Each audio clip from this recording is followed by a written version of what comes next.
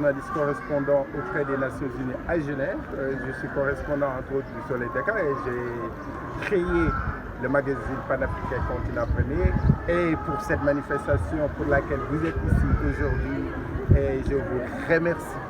Je remercie toute la presse sénégalaise qui a porté le gingembre littéraire dès le début. Vraiment, Amoumasen Faye.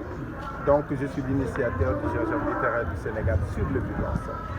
Vous pouvez revenir un peu sur l'essence de cette activité que vous Nous avons voulu donner une voix à l'Afrique.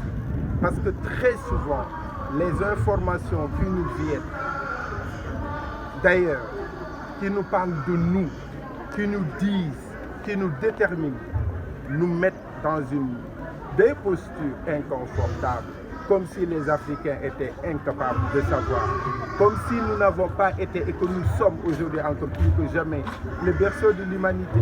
Quand on dit berceau de l'humanité, ça veut dire berceau de toutes les civilisations et des cultures.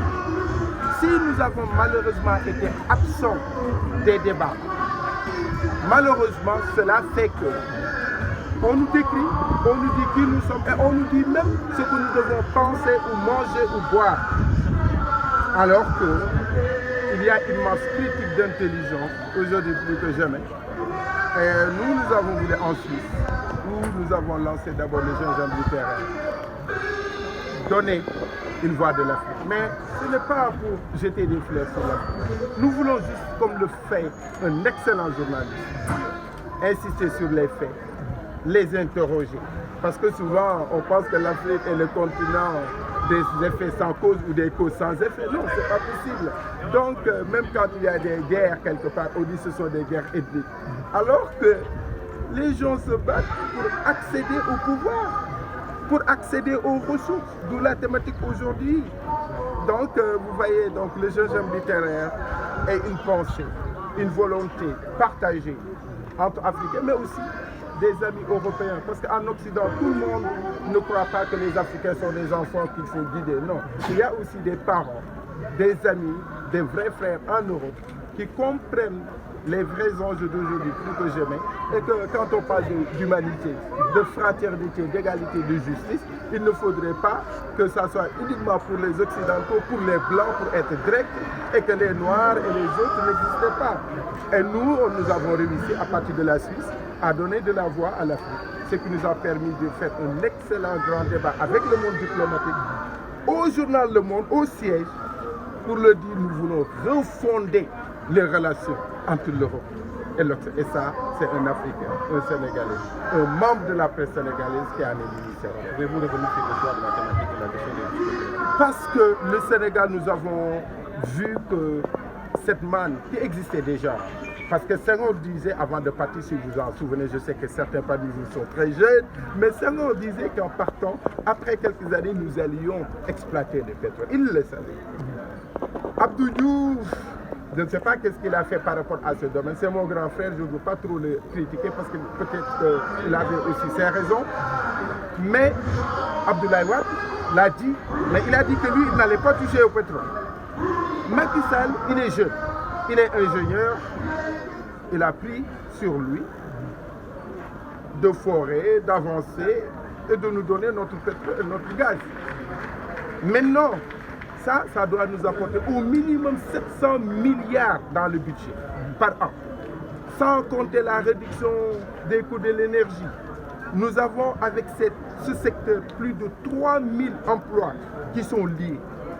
Mais non, est-ce qu'il faudrait que cette gestion soit uniquement entre les mains, soi-disant, de sachants?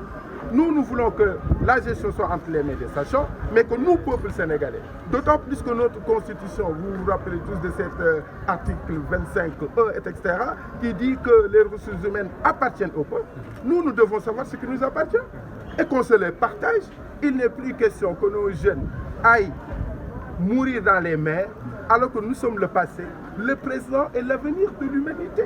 Mais pour cela, il faudrait faire revenir la confiance entre ceux qui nous gèrent et nous-mêmes. Il faudrait faire revenir des discussions comme nous le faisons aujourd'hui. Il n'y a pas de discours politiciens là. Ici, ce sont des gens simples qui savent ce qu'ils disent. Avec vous, avec nous, une salle remplie belle où les gens aussi essaient de se creuser. et à toute confiance, à toute générosité. Et ça, pour nous, c'est une petite part de notre participation pour le développement du Sénégal. Parce que sans information, et ça, je profite de faire un plaidoyer à l'endroit de tous les gouvernants, que ce soit l'actuel gouvernement qui va partir, ou bien qui va rester autrement, ou bien qu'un opposant revienne président, il faudrait que les relations avec la presse sénégalaise soient mieux assainies.